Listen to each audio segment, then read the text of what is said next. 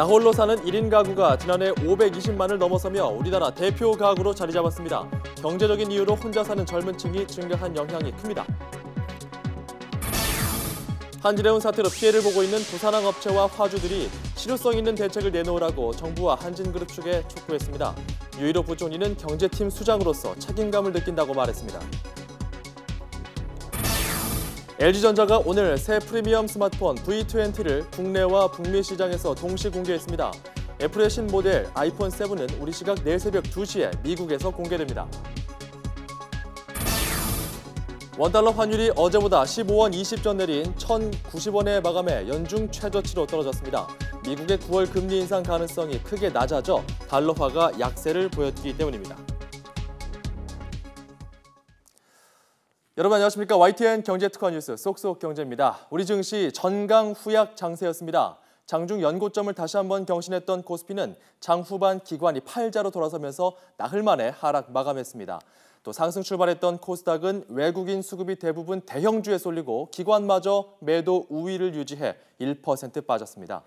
외국인은 자동차 업종 내에서 순환 매매 양상을 보였는데요. 최근 집중 매수했던 현대차 3인방은 쉬어가는 흐름이었지만 타이어를 포함한 자동차 부품주, 현대위아는 3%, 금호타이어는 8%나 급등하며 마감했습니다.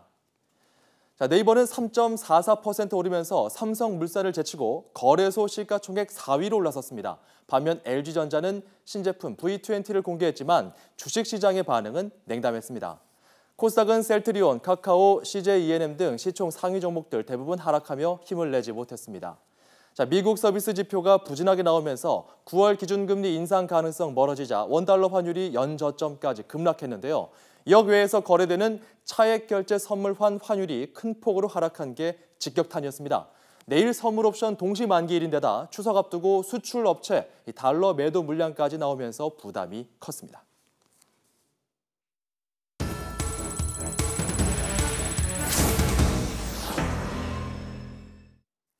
주식 관련 이야기 좀 더 해보겠습니다. 청담동 주식 부자로 유명세를 탄 이희진 씨가 검찰 수사를 받는 처지에 놓였습니다. 이 씨처럼 불특정 다수를 상대로 투자 자문을 하는 유사 투자 자문업에 대한 우려도 커지고 있는데요. 오늘 이대건 기자와 이 내용 짚어보도록 하겠습니다. 자, 화제의 인물이죠. 그렇습니다. 이희진 씨. 네. 먼저 이 검찰이 밝힌 이 씨의 혐의가 구체적으로 뭐죠? 네, 나이트클럽 웨이터, 막노동, 그리고 수천억대 자산가, 바로 이희진 씨를 두고 나오는 말들인데요. 현재 검찰 수사를 받고 있는 이 씨의 혐의는 크게 두 가지인데 방송부터 한번 보시겠습니다. 자식한테 물려주는 것보다 내가 돈을 벌어서 자식한테 돈을 주는 그런 종목이 되지 않을까. 자식한테 물려줄 종목이라고 밑에 나옵니다. 근데 여러분들 자식한테 물려주기 전에 수익이 난다라는 거. 네, 어떻습니까? 이희진 씨가 투자를 독려하는 모습을 봤는데요. 검찰이 밝힌 첫 번째 혐의는 바로 유사 투자 자문사를 만든 뒤 인터넷 방송 등을 통해 허위 정보를 퍼뜨렸다는 겁니다. 이 같은 방식으로 150억 원을 번 것으로 전해졌습니다. 또 다른 혐의는 원금은 당연히 보장하고 수익까지 올려주겠다고 약속한 뒤 투자자를 끌어모은 건데 이렇게 모은 돈이 220억 원이나 된다고 합니다. 문제가 되면 2배로 보상해주겠다는 말로 투자자들을 안심시켰습니다. 투자를 갖다가 해놓으면은 이 회사가 상장이 되었을 때 뭐 2~3배, 많게는 10배까지 수익을 볼 수 있다. 이런 식으로 이제 얘기를 한 거예요. 그러면서 이제 자기의 이제 뭐 계좌를 보여준다든가 이제 부를 가시하다든가. 네, 이 씨는 무인가 투자 매매업을 한 것은 맞지만 허위 정보를 팔아 부당 이득을 취한 것은 사실이 아니라고 혐의를 부인하고 있습니다. 그런데 말이죠. 이희진 씨가 투자자들에게 정보를 주고 주식을 사라 이렇게 하는 것 자체가 투자를 자문해주는 투자 자문업에 해당되잖아요. 맞습니다. 근데 이게 우리가 흔히 알고 있는 일반적인 투자 자문과는 좀 다른 겁니까? 네, 얼핏 보면 같은데 좀 더 자세히 들여다보면 많이 다릅니다. 청담동 주식 부자로 알려진 이희진 씨가 했던 유사 투자 자문업은 일반 투자 자문사와 달리 설립 요건이 아예 없습니다. 게다가 등록제도 아니어서 이렇게 신고만 하면 자유롭게 활동할 수 있습니다. 이희진 씨처럼 인터넷 방송을 통해 불특정 다수를 상대로 투자 자문을 할 수도 있다는 점도 일반 투자 자문사와 다릅니다. 이 과정에서 미공개나 허위 정보를 이용해 수익을 보장하면서 투자를 유도하는 불법 행위가 일어날 가능성이 큰 것으로 금융당국은 보고 있습니다. 네, 허가도 필요 없고 등록도 필요 없고 신고만 하면 너도 나도 할 수 있다. 뭐 이런 이유 같은데 이진 씨가 했던 이런 유사 투자 자문사들 사실 우리 주변에서 흔히 볼 수 있거든요. 어떻습니까? 네, 그렇습니다. 오늘 제가 한번 인터넷 쳐봤는데 유사 투자 자문이라고 치면 관련 업체들이 줄줄이 나올 정도입니다. 예. 지난 2010년 유사 투자 자문사는 400여 곳에 이르렀는데 지난 5월이죠. 최근 금융당국에 신고된 유사 투자 자문사만 1000여 곳에 이를 정도입니다. 업체 수만 느는 게 아니라 피해도 늘고 있습니다. 2010년에 30건 정도였는데 2014년에 100건을 훌쩍 넘더니 지난해는 170건에 이를 정도입니다. 수가 늘어난 만큼 피해도 급증했다고 볼 수 있습니다. 자, 이렇게 피해가 급증하고 있다면 많이 늘었다면 말이죠. 네. 금융당국이 미리 조치를 취했어야 되는 것 아니냐 이런 지적이 나올 만한데요. 어떻습니까? 네, 금융당국도 문제가 있다는 건 오래전부터 알고 있었습니다. 4년 전에 금융감독원이 실제로 폐지를 추진했었습니다. 투자자를 보호한다는 게 당시 명분이었고요. 그런데 그 사이에 아무런 조치를 취하지 않았습니다. 현재 입장은 한마디로 폐지할 근거가 마땅히 없다는 겁니다. 대신 더 철저히 관리 감독하는 방안을 모색하고 있다는 입장만 밝히고 있습니다. 어떤 업체들이 난립하고 있는지 정도는 정부가 파악을 하고 있어야 되겠다라고 해서 지금 신고제를 운영하고 있는데요. 사실 그렇다 할지라도 이런 유사 투자 자문 업체에 대해서 정부가 실태를 좀 이런 사건을 통해서 점검할 필요는 분명히 있다고 봅니다.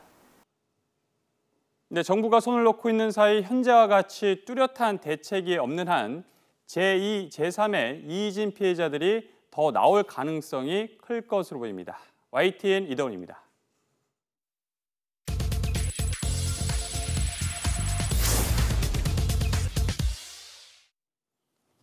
네, 나 홀로 사는 1인 가구가 500만을 훌쩍 넘어 우리나라에서 가장 많은 대표 가구로 등장했습니다. 1인 가구는 사회, 경제, 문화적으로도 새로운 변화를 이끌고 있는데요. 그 이면엔 청년들의 우울한 현실이 자리 잡고 있다고 합니다. 고한석 기자입니다. 이른바 싱글족, 혼자 사는 젊은이들의 세태가 드러난 드라마입니다. 식당에서 혼자 술을 먹어도 어색하지 않고 집에서 혼자 마셔도 외롭지 않습니다. 이 맛이지. 난 오늘도 혼자. 혼술뿐만 아니라 혼자 먹는 혼밥도 일반화하면서 편의점은 불황 속에 호황을 누리고 있습니다. 대중문화는 물론 경제적으로도 새로운 변화를 몰고 온 1인 가구. 5년마다 실시되는 인구주택 총조사 결과 1인 가구는 500만을 훌쩍 넘어 처음으로 2인, 4인 가구보다 많은 대표적인 가구가 됐습니다. 1990년에서 2005년까지는 4인 가구가 주된 가구였는데 2010년에는 2인 가구가 주된 가구가 되고 이제 2015년에는 1인 가구가 주된 가구가 됐습니다. 1인 가구의 연령대를 보면 고령화의 영향으로 50대 이상 비중이 커지고 있지만 가장 많은 건 18.3%를 차지한 30대고 20대도 17%나 됩니다. 여성의 사회 진출이 활발해지고 개인주의 성향도 커지면서 자발적으로 나홀로 삶을 선택한 젊은이가 적지 않습니다. 그러나 심각한 취업난에 직장 구하는 시기는 늦어지고 주거비, 자녀 사교육비 생각하면 결혼할 엄두가 나지 않아 어쩔 수 없이 혼자 사는 우울한 현실이 반영된 측면이 큽니다. 취업 준비나 이런 열심히 살다 보면은 사람 만날 기회도 별로 없는데 어쩌다 만날 수 있다고 해도 이제 현실적인 문제에 많이 부딪히잖아요. 이제 뭐 집 문제도 그렇고 뭐 육아 문제도 그렇고 여러. 특히 20대 1인 가구의 상당수가 단독주택으로 분류되는 옥탑방, 원룸 등에서 사는 것으로 나타나 우리 청년들의 현실을 보여주고 있습니다. YTN 고한석입니다. 자, 추석을 앞두고 과일과 채소 가격이 들썩이면서 식탁 물가를 위협하고 있는데요. 그중에서도 배추값이 지난해보다 2~3배 정도 올라서 배추가 금추가 돼버린 상황입니다. 자, 서울 가락시장에서 배추 10kg의 도매 가격은 15,250원으로 지난해 같은 달보다 2.2배 뛰었고요. 인천 지역에서도 1,650원으로 2.7배로 뛰었습니다. 자, 배추 소매 가격도 한 포기당 서울은 8,035원으로 2.8배나 올랐고요. 부산도 7,500원까지 치솟았습니다. 일부 지역에서는 한 포기당 10,000원을 훌쩍 뛰어넘는 곳도 있는 것으로 알려졌습니다. 자, 배추 가격 이렇게 급등을 했는데요. 그 이유, 재배 면적 감소와 날씨 탓으로 작황 여건이 좋지 않았기 때문입니다. 강원도 고랭지 배추 재배 면적이 매년 줄어서 올해도 지난해보다 3.8% 감소했고 기록적인 무더위에 가뭄까지 이어지면서 배추 속이 들어차지 못하고 생산량도 줄어든 겁니다. 한국은행 강원본부는 배추 가격이 지금보다 조금 떨어지겠지만 추석 이후 10월까지는 평년보다 높은 수준을 지속할 것이라고 밝혔습니다. 본격적인 김장철이 시작되기 전에 배추값이 안정될지 주부들의 근심이 커지고 있습니다.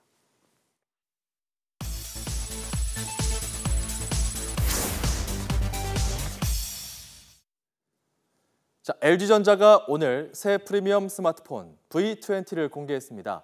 V20는 LG전자가 지난해 10월 출시한 V10의 후속 모델로 V 시리즈 두 번째 스마트폰인데요. 화면으로 자세히 설명해 드리겠습니다. 자, V20는 V10보다 얇고 가벼운 데다 뒷면이 매끈해서 손에 쥐었을 때 그립감이 좋아졌다는 평가입니다. 또 지문 인식이 되는 뒷면 홈 버튼의 위치는 유지했고 탈착식 배터리도 고수했습니다. 무엇보다 눈길을 끄는 건 고성능 오디오와 듀얼 카메라 기능인데요. 뒷면에는 최대 135도 광각 촬영이 가능한 카메라가 장착돼 넓게 펼쳐진 풍경을 찍을 때 좋고 앞면에 설치된 카메라도 120도까지 광각 촬영이 가능해서 여러 명이 셀카봉 없이 사진을 찍는데도 무리가 없는 수준입니다. 또 세계적인 오디오 회사 뱅앤올룹슨과 협업해서 현존하는 스마트폰 가운데 최고의 성능을 자랑하는 오디오 기능을 탑재했다는 게 LG전자의 설명인데요. 이달 말 국내에 출시될 예정인데 70만 원 후반에서 80만 원 초반대로 가격이 책정될 것으로 보입니다. V20는 내일 공개되는 애플의 아이폰 7, 앞서 출시된 삼성전자의 갤럭시 노트 7과 함께 올가을 치열한 경쟁을 펼칠 것으로 전망됩니다.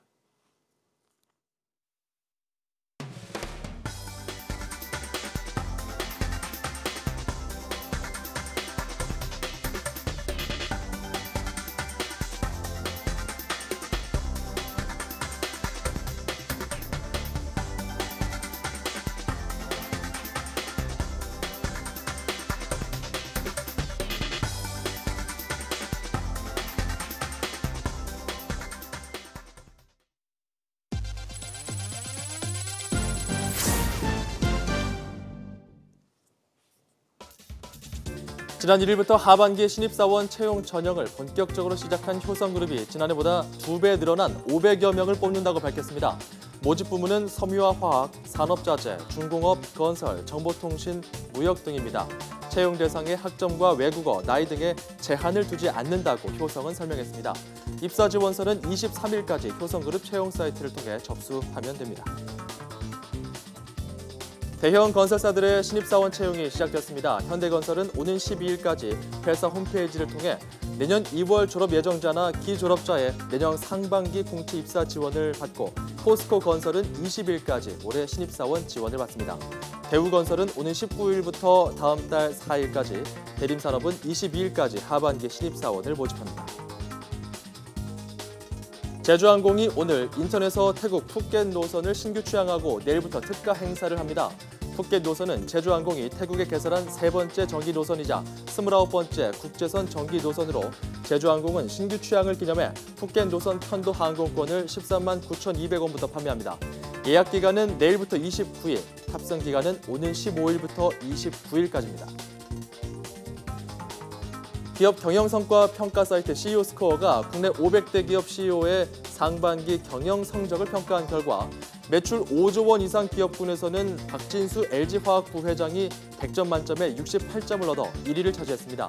또 정몽구 현대모비스 회장과 이형근, 박한우 기아자동차 공동대표가 이보다 0.5점 낮은 67.5점으로 공동 2위에 올랐습니다.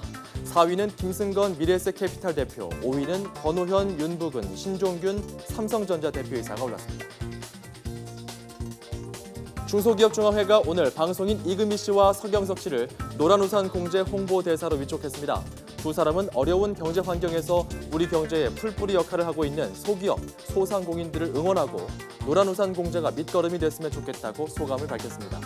노란우산 공제는 폐업, 노령, 사망 등의 위험으로부터 소기업과 소상공인의 생활 안정, 사업 재기를 도모할 수 있도록 공제금 압류 금지와 연간 300만 원 소득 공제, 건강검진, 여름 휴양시설, 또 법률 무료 지원 등의 혜택을 지원하고 있습니다. 네, 잠시 뒤 저녁 6시에는 뉴스통이 방송됩니다. 쏙쏙 경제 오늘 준비한 순서는 여기까지입니다. 시청해주신 여러분 고맙습니다.